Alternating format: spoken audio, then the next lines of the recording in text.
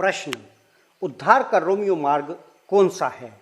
उत्तर, उद्धार के रोमियो मार्ग तरीके में उद्धार के शुभ संदेश को बाइबल की रोमियो नामक पुस्तक से संदर्भों का उपयोग करके व्याख्या करना है। यह एक सरल परंतु फिर भी हमें उद्धार की क्यों आवश्यकता है, कैसे परमेश्वर ने उद्धार का प्रबंध किया, कैसे हम उद्धार को प्राप्त कर सकते हैं और उद्धार के क्या परिणाम हैं को समझने के लिए शक्तिशाली तरीका है। उद्धार के लिए रोमियो मार्ग की पहली आयत रोमियो 3:23 है, इसलिए कि सब ने पाप किया और परमेश्वर की महिमा से रहित है। हम सब ने पाप किया है, हम सब ने ऐसे कार्य किए हैं जिससे परमेश्वर अप्रसन्न होता है। ऐसा कोई भी नहीं है जो निर्दोष हो। रोमियो अध्याय 3 10 से 18 वचन हमारे जीवन में पाप किस प्रकार दिखता है का एक विस्तृत चित्र देता है। उद्धार के लिए रोमियो मार्ग का दूसरा पवित्र शास्त्रीय संदर्भ रोमियो अध्याय 6 उसका 23 वचन है, जो हमें पाप के परिणामों के विषय में शिक्षा देता है।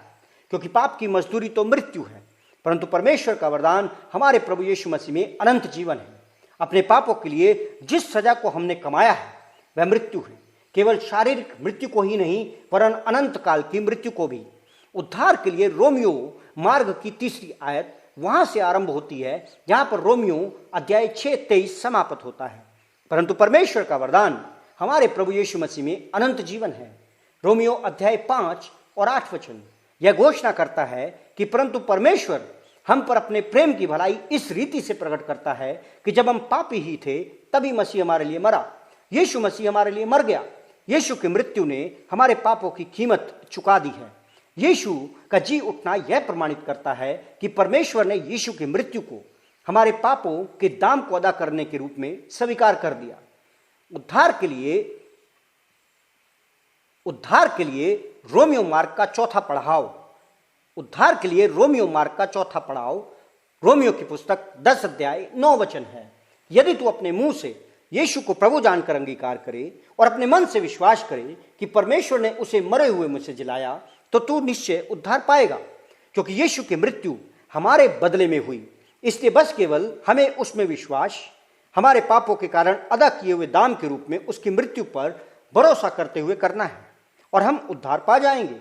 रोमियो अध्याय 10:13 इसे फिर से कहता है, क्योंकि जो कोई प्रभु का नाम लेगा वह उद्धार पाएगा।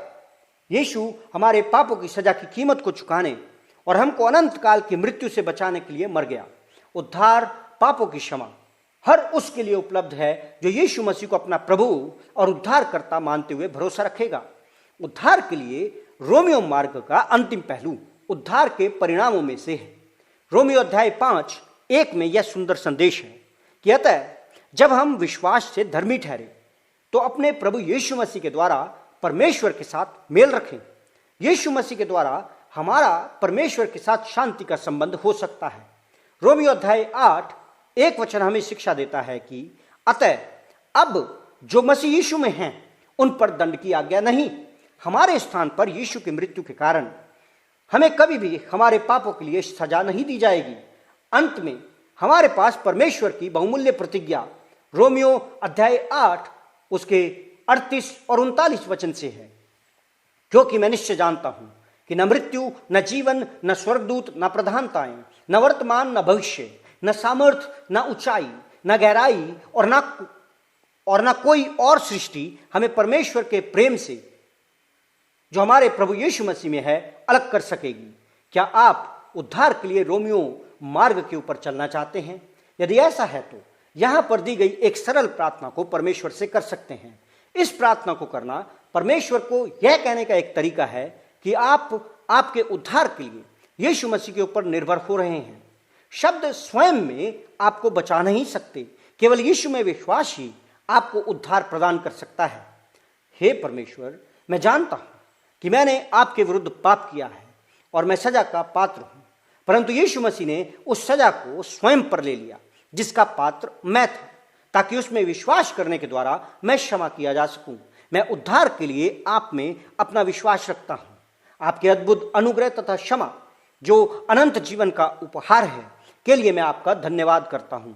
आमीन। जो कुछ आपने यहां पढ़ा है, क्या उसके कारण आपने मसीह के पीछे चलने के लिए निर्णय लिया है? यदि ऐसा है तो कृपया नीचे दिए हुए मैंने आज यीशु को स्वीकार कर लिया है वाले बटन को दबाइए।